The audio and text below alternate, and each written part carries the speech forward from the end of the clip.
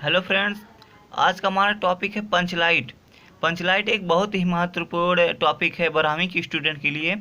जो question number 6 पूछा जाता है, 5 नंबर का पूछा जाता है यह टॉपिक, ये बहुत महत्वपूर्ण है। अगर इस टॉपिक को क्लियर हो जाता है तो हमको हिंदी के पेपर में 5 अंक मिल जाएगा।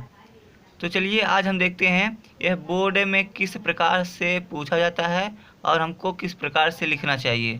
हमारे पास कुछ बोर्ड के पेपर हैं, चलिए देखते हैं। देखिए क्वेश्चन नंबर 6 दिया है, पंचलाइट अथवा बहादुर कहानी का सारांश लिखिए। और अथवा में दिया है, ध्रुव यात्रा और लाठी कहानी के उद्देश्य पर प्रकाश डालिए। जो 80 शब्द में लिखना रहता है और हमको 5 अंक मिलता है इसमें। जो अब की बार 30% सिलेबस कटा है, उसमें जो लाठी है वह कट गया है। अब केवल 3 ही टॉपिक बचा है, पंचलाइट, बहादुर और ध्रुव यात्रा। तो चलिए आज हम पंचलाइट को पढ़ते हैं। ये बहुत ही महत्वपूर्ण है। जो बोर्ड के पेपर में यह डेफिनेट रहता है कि यह पंचलाइट ही आएगा। चलिए देखते हैं। पंचलाइट रेणु जी की आंचलिक कहानी है। कहानी में बिहार के एक पिछड़े गांव के परिवेश का सुंदर चित्रण प्रस्तुत किया गया है। महतो टोली में अशिक्षित लोग हैं।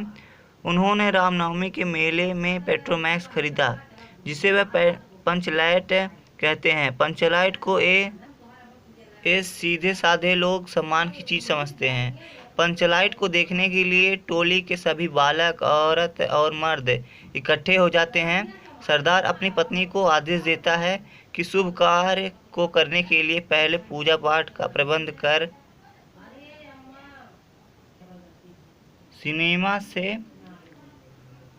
घर के सामने से सिनेमा का गाना गाकर निकलता है। इस कारण पंचों ने उसे जांच से निकाल रखा है। मुनरी को पता था कि गोधन पंचलाइट जला सकता है।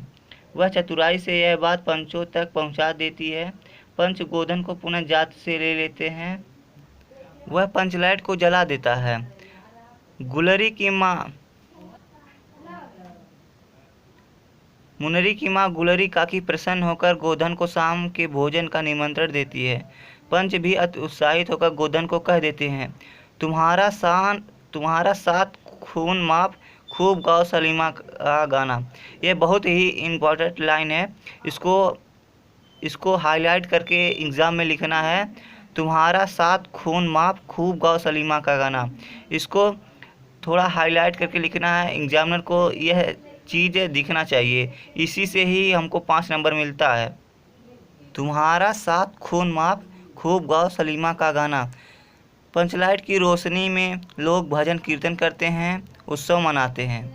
कहानी का कथानक सजीव है। सीधे साधे अनपढ़ लोग की संवेदनाओं को वाणी देने में रेणु जी समर्थ रहे। इस कहानी में आंचलिक जीवन की सजीव झांकी प्रस्तुत की गई है। ये बहुत ही महत्वपूर्ण टॉपिक था 12वीं की स्टूडेंट के लिए, जो कि बोर्ड में हर साल यह डेफिनेट होता है कि पंचलाइट हुआ, बहादुर हुआ और ध्रुव यात्रा हुआ। यह पॉइंट पूछा जाता है, हर समय पूछा। ध्रुव यात्रा हुआ, यह हमेशा पूछा जाता है, जिसमें पंचलाइट बहुत ही महत्वपूर्ण टॉपिक है। बोर्ड पेपर में हर साल पूछा जाता है, जिससे हमें इसको थोड़ा सा याद करने पर, समझने पर हमको बोर्ड में 5 अंक प्राप्त हो जाते हैं। इस छोटे से ही टॉपिक से हमें 5 अंक प्राप्त हो जाता है। ये बहुत ही अच्छा टॉपिक है। पंचलाइट हमको याद करके आसानी से बोर्ड पेपर में लिख देना चाहिए। धन्यवाद।